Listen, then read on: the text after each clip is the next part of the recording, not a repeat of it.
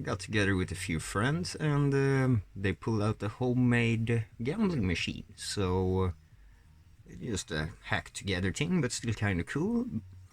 It's running an Arduino and a 7-segment, no, I forgot what it's called in English, but a small display you can write in 8 or 4-bit mode too.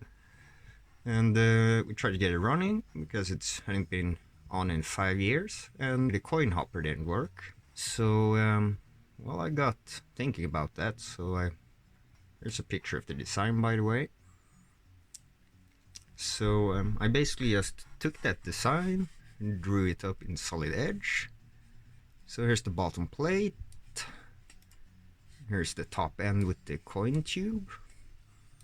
And then we have the, oops, wrong, the sliding slider, I guess you can call it that.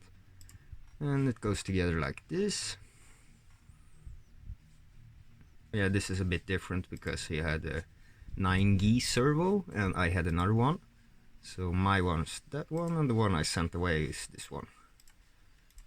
So it looks like this, and this thing will just slide back and forth like that, as you can see. All nice and easy, and it's drawn with a 0 tolerance. It's just rather easy to make it that way, then anyone can sand it down to make it a good fit. And that's about the gist of it. I have one printed out, which we're gonna assemble it so you can see how that works. We have all the 3 parts needed. Well, the servo is on already. This thing here, the connecting arm, is made out of aluminum sheet. It has a CC measurement of about 20 millimeters, just for reference. So this one here is a non-interference fit when printed, so that's gonna have to be sanded down to slide nice and easy. And don't use aluminium grease to lubricate it, you will get silver coins. Then you will need 8 M3 bolts, approximately 10 millimeters long. I don't have that. This is basically just put together.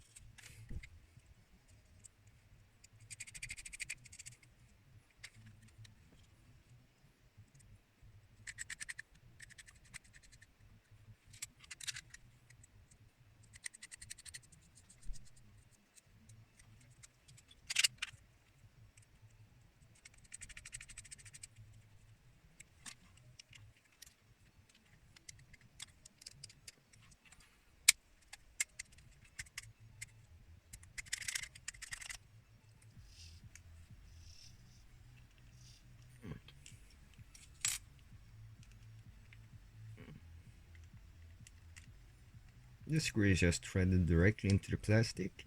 It's about the right size. Use a screw with a conical mating surface if you want to get rid of the last piece of slack in the connecting arm. Tighten that not too tight, and ready to go.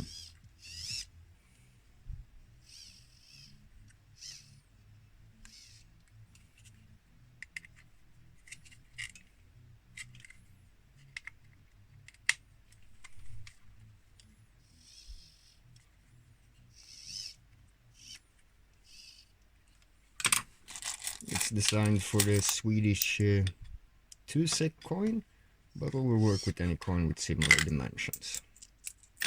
Well, with about the same dimensions. There's not that much play in it, the design.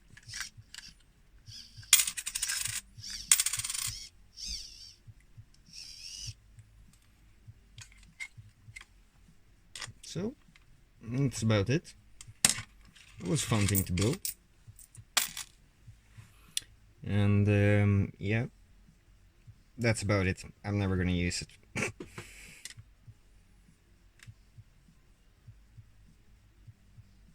Oh.